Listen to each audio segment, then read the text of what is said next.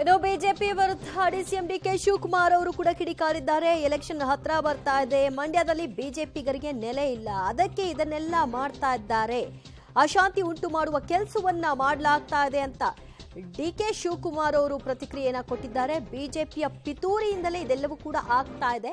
Election ಸಂದರ್ಭದಲ್ಲಿ ಇದರ ಲಾಭವನ್ನ ಪಡೆದುಕೊಳ್ಳಲಿಕ್ಕೆ ಅವ್ರು ಮಾಡ್ತಾ ಇರುವಂತಹ ಷಡ್ಯಂತ್ರ ಅಂತ ಹೇಳಿದ್ದಾರೆ ಡಿಕೆ ಶಿವಕುಮಾರ್. ಹತ್ರ ಬರ್ತಾ ಇದೆ,